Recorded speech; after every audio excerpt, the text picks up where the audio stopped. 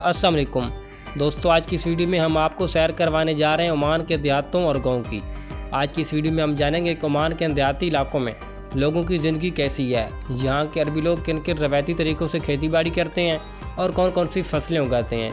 دوستو، ویسے تو عمان کی کرنسی بھی دنیا کی تیسری مضبوط ترین کرنسی ہے، لیکن اس کے باوجود بھی آج بھی عمان کے دیہاتی علاقوں میں بڑی تعداد میں عربی لوگ آباد ہیں، اور یہاں کے لوگ زیادہ تر ان کا جو پیشہ ہے وہ زراعت سے ہے یا پھر اپنا مال مویشی پال کر زندگی کا گزر بسر کرتے ہیں۔ عمان کے دیہاتی علاقوں کو دیکھ کر آج بھی آپ کو ایسے لگے گا کہ جیسے آپ 100 سال پرانے عرب میں آ گئے ہوں۔ تو آج کی اس ویڈیو میں ہم آپ کو دکھائیں گے عمان کے پرانے گاؤں اور دیہات اور یہاں پر بسنے والے لوگوں کی زندگی۔ تو آئیے ویڈیو کو شروع کرتے ہیں۔ آج کی ویڈیو انتہائی دلچسپ ہے، تمام دوست اسے اینڈ تک ضرور دیکھیں۔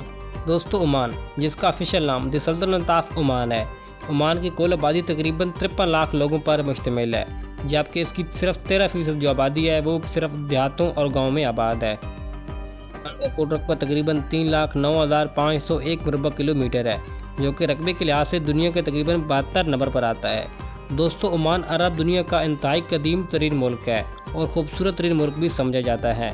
اس ملک میں آپ کو آ کر ایسا لگے گا کہ جیسے آپ 100 سال پرانے عرب کے ملکوں میں چلے گئے ہوں۔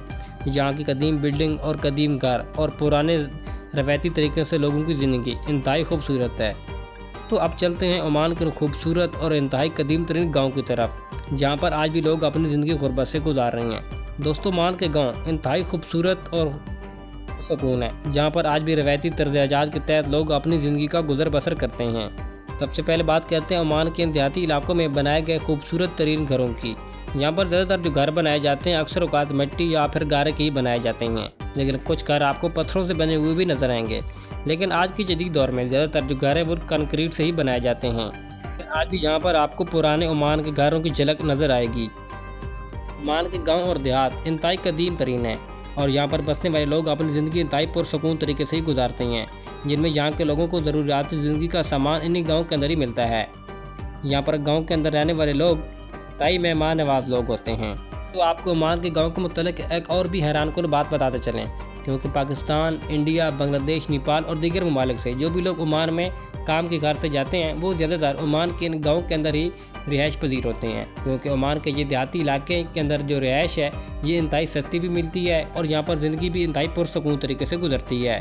عمان کے دیہاتی علاقوں میں رہنے والے لوگوں کا زیادہ تر جو پیشہ ہے وہ زراعت سے ہی وابستہ ہے۔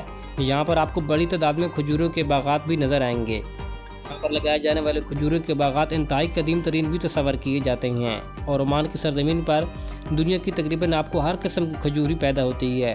عمان کے دیہاتی علاقوں میں جو کھجور ہے یہ خاص قسم کی کھجور ہوتی ہے اور دیگر عرب ممالک کو بھی یہ لوگ فروخت کرتے ہیں، اور کھجور کی بھی بڑی تعداد میں فارمنگ کی جاتی ہے اور سالانہ کافی بڑی پیمانے پر کھجور کی جو ہے وہ اوسط پیداوار آتی ہے۔ اس کے علاوہ اگر ہم لوگوں کی ذریعہ معاش کی بات کرتے ہیں تو یہاں پر زراعت کے بعد یہاں کے لوگ بڑی تعداد میں اونٹوں کی فارمنگ کرتے ہیں۔ یہاں پر بھیڑ بکریاں بھی پالی جاتی ہیں۔ اس کے علاوہ گائے بھینسوں کا جو تصور ہے وہ تھوڑا کم ہے۔ یہاں پر اونٹوں کی جو فارمنگ ہے وہ بڑی وسیع پیمانے پر کی جاتی ہے۔ لوگوں نے سینکڑوں کی تعداد میں اونٹ پال رکھے ہوتے ہیں اور ان کے فارم کے اندر آپ کو بڑی تعداد میں اونٹ دیکھنے کو ملتے ہیں اور مختلف نسلوں کے اونٹ ہوتے ہیں۔ یہاں کے لوگ اونٹوں کو انتہائی شوق سے پالتے ہیں، اونٹ کا گوشت بھی انتہائی شوق سے کھاتے ہیں۔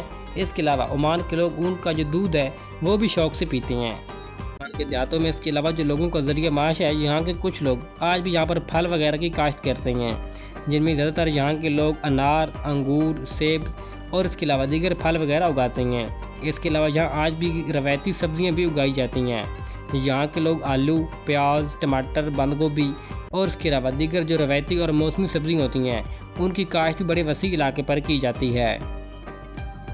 یہاں کے دیہاتی علاقوں میں بسنے والے لوگ زیادہ تر روایتی اور موسمی سبزیوں کی کاشت بھی بڑے وسیع علاقے پر کرتے ہیں، لیکن دیہاتی علاقوں میں بسنے والے لوگ آج بھی یہاں پر کھیتی باڑی اپنے پرانی اور روایتی طور طریقوں کے ذریعے ہی کرتے ہیں۔ یہاں پر آج بھی لوگ اپنی زمینوں کی تیاری اپنے ہاتھوں سے یا پھر جانوروں کی مدد سے کرتے ہیں۔ یہاں پر آج بھی جدید ترین ایگریکلچر یعنی کہ زرعی مشینری کا استعمال بالکل بھی نہیں کیا جاتا۔ پانی وغیرہ دینے کے لیے کچی نہروں کا استعمال کرتے ہیں اور فصلوں کی تیاری کے لیے زمین اپنے ہاتھوں سے یا پھر جانوروں کی مدد سے ہی تیار کرتے ہیں۔ یہ تمام چیزیں عمان کے اولڈ کلچر کو ظاہر کرتی ہیں۔ دوستو، عمان کے دیہاتی علاقوں میں بسنے والے لوگ نہایت سادہ اور انتہائی مہمان نواز لوگ سمجھے جاتے ہیں۔ لوگ سادگی سے زمین پر قالین بچھا کر ہی کھانا کھانا پسند کرتے ہیں۔ یہ لوگ اپنا لباس بھی روایتی اور اپنی ثقافت کے تحت ہی استعمال کرتے ہیں، جس میں مرد حضرات زیادہ تر تندور بہت زیادہ استعمال کرتے ہیں۔ عمان کے اندر زیادہ تر آپ کو دیکھنے کو ملے گا کہ یہاں کے لوگ اپنے ساتھ خنجر بہت زیادہ رکھتے ہیں۔ یہ خنجر عموماً چاندی کا بنا ہوتا ہے، جو کہ عمان کی ایک بہت پرانی ثقافت ہے۔ اس کے علاوہ یہاں کے لوگ اگر آپ کو زیادہ تر رقص کرتے ہوئے نظر آئیں گے تو اس دوران بھی ان کے ہاتھ میں آپ کو خنجر نظر آئے گا۔ ایک عمان کی ایک بہت پرانی ثقافت کو ظاہر کرتے ہیں۔ دوستو، اگر بات کی جائے عمان کے اندر دیہاتی کھانوں کی تو یہاں کے کھانے بھی انتہائی لذیذ ہوتے ہیں۔ یہاں کے لوگ زیادہ تر بکرے کا گوشت، چاولوں کے ساتھ گوشت یا پھر اونٹ کا گوشت، مندی، ہریسہ یہ لوگ انتہائی شوق سے ہی کھاتے ہیں۔ یہ لوگ کھانا انتہائی سادگی سے زمین پر بیٹھ کر کھاتے ہیں۔ عمان کے دیہاتی علاقوں میں آپ کو تمام لوگوں کا ایک دوسرے کے ساتھ بہت زیادہ تعلقات نظر آئے گا۔ یہ لوگ آپس میں ایک دوسرے کے ساتھ سماجی تعلقات بہت مضبوط رکھتے ہیں اور ایک دوسرے کے ساتھ مل جل کر کام کرتے ہیں۔ عمان کے دیہاتی علاقوں میں بسنے والے مرد حضرات شام کے وقت زیادہ تر مجلس میں جاتے ہیں یا پھر دیگر جگہوں پر بیٹھ کر اپنی گپ شپ انتہائی شوق سے کرتے ہیں۔ عمان کے دیہاتوں میں دستکاری کی جو صنعت ہے وہ بھی کافی عروج پر ہے۔ یہاں پر آج بھی لوگ بڑی تعداد میں مٹی کے برتن بنانے میں ماہر سمجھے جاتے ہیں۔ اس کے علاوہ کچھ لوگ ہاتھوں سے کپڑے بنانے میں بھی کافی ماہر سمجھے جاتے ہیں۔ قالینیں اور کارپیٹ یہ بھی لوگ بڑی تعداد میں اپنے ہاتھوں سے تیار کرتے ہیں۔ مطلب کہ دستکاری کی جو صنعت ہے وہ آج بھی یہاں پر کافی عروج پر ہے۔ تو اگر بات کی جائے عمان کے دیہاتی علاقوں میں لوگوں کی شادیوں کی، ان کی شادیاں بھی کافی خوبصورت ہوتی ہیں اور دیکھنے کے لائق ہوتی ہیں۔ یہاں کی شادیاں انتہائی شاہانہ اور کافی خوبصورت نظر آتی ہیں۔ یہ تمام لوگ ایک دوسرے کے آپسی قبائل میں شادیاں کرتے ہیں۔ شادیوں کے دوران کاموں میں خوب ہاتھ بٹاتے ہیں۔ یہاں کی شادیاں قریبی مسجد میں کروائی جاتی ہیں، جبکہ یہاں کے لوگ کھانا وغیرہ اور دیگر رسم و رواجات ہوتے ہیں یہ اپنے گھر پر ہی ادا کرتے ہیں۔ یہاں کے جو دولہا ہوتے ہیں وہ انتہائی خوبصورت لباس پہنتے ہیں اور یہاں کی دلہن سفید لباس پہنتی ہے۔ شادیوں میں رقص بھی کیا جاتا ہے اور مہمانوں کو طرح طرح کے بہترین کھانوں سے ان کی خوب خاطر تواضع بھی کی جاتی ہے۔ عمان کے دیہاتی علاقوں میں بسنے والے لوگ انگریزی دوائیوں کا استعمال بہت کم کرتے ہیں۔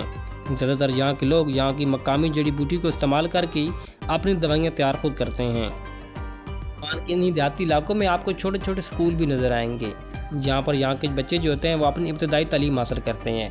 دوستوں، کچھ عرصہ پہلے عمان کے جو تھا یہ مکمل دیہاتوں کی صورت میں ہی آباد تھا۔ یہاں پر شہروں کا کنسیپٹ بالکل بھی نہیں تھا، لیکن اب آہستہ آہستہ جو دیہات ہیں وہ ختم ہوتے جا رہے ہیں۔ بڑی تعداد میں لوگوں نے بڑی شہروں میں ہی اپنی رہائش بنا لی ہے، لیکن آج بھی یہاں پر چھوٹے موٹے گاؤں اور دیہات ہیں جہاں پر ملک کی تقریباً صرف 13% قوم ہی آباد ہے۔ دوستوں، عمان کی گورنمنٹ اب ان دیہاتی علاقوں کو اوپر کافی نظر رکھتی ہے اور ان کو کافی سہولیات بھی دے رہی ہے، جیسے کہ تعلیم کی سہولیات، میڈیکل کی سہولیات اور اس کے علاوہ یہاں پر پولیس اسٹیشن وغیرہ بھی قائم کی جا رہی ہیں۔ اور عمان کی گورنمنٹ ان دیہاتی علاقوں میں بسنے والے لوگوں کو تقریباً ان کی ضروریاتی زندگی کا بھی خیال رکھتی ہے۔ عمان کی سرزمین پر ایک ایسا درخت بھی پایا جاتا ہے جس سے خون نکلتا ہے اور اس کو لوگ طرح طرح کے اپنے علاج کے لیے بھی استعمال کرتے ہیں۔